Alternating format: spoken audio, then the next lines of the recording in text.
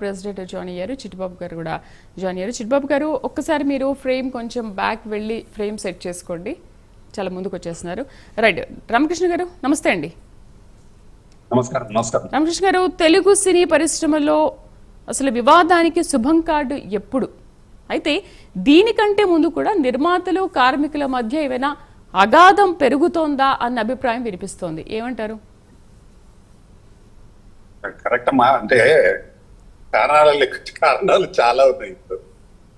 వాటి వల్ల ఇది ప్రొలాంగ్ అవుతూ పోతాం. దానికి పెద్ద నిర్మాతలు 100% మేము కూడా ఇవ్వడానికి రెడీగా ఉన్నామని ఉన్నారు.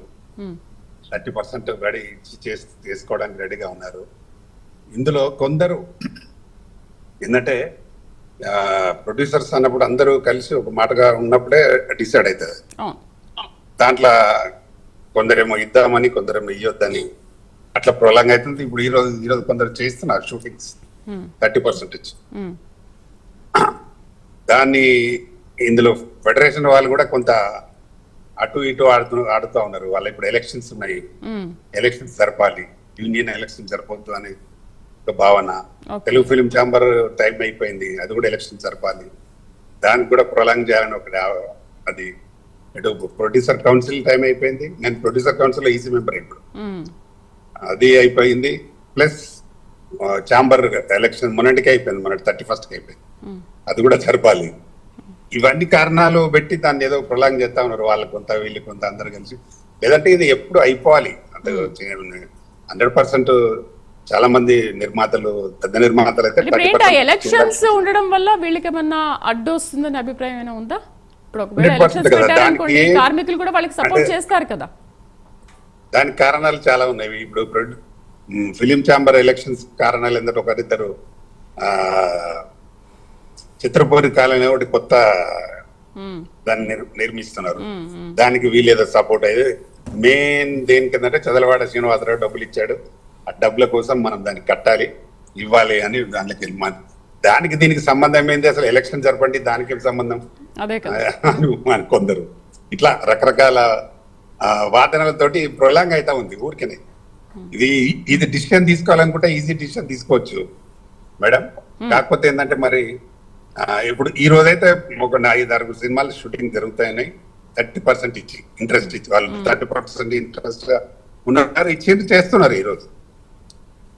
అలా అందరూ చేయడానికి కూడా రెడీగా ఉన్నారు పెద్ద నిర్మాతలు. చిన్న నిర్మాతలకు అయితే వాళ్ళు అడుగుతలేరు, వీళ్ళు ఇచ్చేది లేదు. మీడియం సినిమాలకు దానికి ఇబ్బంది లేదు, అది గతం నుంచి కూడా అలాగే ఉంది. సరే రామకృష్ణ గారు, మీరు కూడా వన్ ఆఫ్ ది ప్రొడ్యూసర్, నేను కూడా చేశానని మాట్లాడుతున్నారు. ఓకే, ఇప్పుడు నిర్మాతలు కానీ లేకపోతే కెమెరామెన్స్ కానీ హీరో హీరోయిన్స్ వీళ్ళందరూ కూడా కోట్లు డబ్బులు తీసుకుంటారు. మరేంటి కార్మికులు లైఫ్ బాయ్స్ ఇక్కడ ఇంత కష్టపడే వాళ్ళు, ఇప్పుడు వాళ్ళకి ఎంత కష్టం ఉంటుంది, వీళ్ళకి ఎంత కష్టం ఉంటుంది అనేది మనకు తెలిసి మనం కళ్ళారా చూస్తూ ఉంటాం కూడా. బట్ ఎవరి కష్టం ఏంటనేది గుర్తించినప్పటికీ కూడా కార్మికుల విషయంలో ఈ నెగ్లిజెన్స్ ఎందుకు చేస్తున్నారు? వాళ్ళు అడిగింది ఎంత? ఒక 30% కదా. నిజంగా మీరు చెప్పినట్టుగా ఇప్పుడు ఆ 3 years బ్యాక్ ఒక ఒప్పందం కుదిరినట్టుగా 2 years ఒక 20%, 1 year తర్వాత ఇంకొక 10% పెంచి ఉంటే ఈ రోజు సమస్య వచ్చేది కాదు. సరే, ఎందుకు హీరోయిన్స్ కి అన్ని కోట్లు డబ్బులు పెట్టి సినిమాలు చేయించుకుంటున్నప్పుడు కార్మికుల విషయంలో ఎందుకు మీ నెగ్లిజెన్స్? ఎందుకు ఇవ్వలేకపోతున్నారు? ఇప్పటికీ కూడా ఎందుకు ఈ సమస్య కొలిక్కి రాలేకపోతోంది? అంటే అందులో దీంట్లో మేనేజర్స్, ఇప్పుడు ఆర్టిస్టులను మాట్లాడేవారు మేనేజర్స్ కూడా వీళ్ళ దాంట్లో 24 క్రాఫ్ట్ లో ఒక భాగం. ఇప్పుడు నిన్న మొన్న మా ప్రొడ్యూసర్స్ కండిషన్స్ పెట్టింది ఏంటంటే, ఇప్పుడు హీరోయిన్ ₹1 హీరోయిన్ కి ఇస్తే ₹1 మళ్ళీ అదనంగా ఖర్చు అవుతున్నారు. వాళ్ళ వెంబడి అసిస్టెంట్స్ కానీ వాళ్ళ రిలేటివ్స్ కానీ రావడం, బాంబే నుంచి వచ్చి ఎక్కడైనా ఉండే అమ్మాయి వచ్చి విపరీతమైన ఖర్చు. 1 crore ఇస్తే 1 crore ఖర్చు మళ్ళా. అలాంటి అంటే ఎక్స్ట్రా ఖర్చులు ఎక్కువ కావాలని చేసేవాళ్ళు, వేస్ట్ గా ఖర్చులు పెట్టేవాళ్ళు ఎక్కువ. ఆర్టిస్ట్లకు కానీ వాళ్ళ ఆర్టిస్ట్ వెంబడి వేరే వాళ్ళు రావడం, వాళ్ళు ఇదంతా, ఇది కూడా మొన్న కండిషన్ పెట్టారు ప్రొడ్యూసర్స్, ఇలా చేయొద్దు, దానికి మీరు కూడా బాధ్యత వహించాలి కదా, మీరు మేనేజర్ మాట్లాడినప్పుడు వాళ్ళు బాధ్యత వహించాలి. ఉమ్, ఇప్పుడు ఆర్టిస్టులు మాట్లాడేటప్పుడు మేనేజర్లే మాట్లాడతారు, అవును మాట్లాడినప్పుడు వాళ్ళే బాధ్యత వహించాలి. అవును వాళ్ళ అవన్నీ మాట్లాడే వరకే వాళ్ళు ఉంటారు, ఎక్స్ట్రా అన్ని వీళ్ళు వాళ్ళు బాధ్యత వహించారు.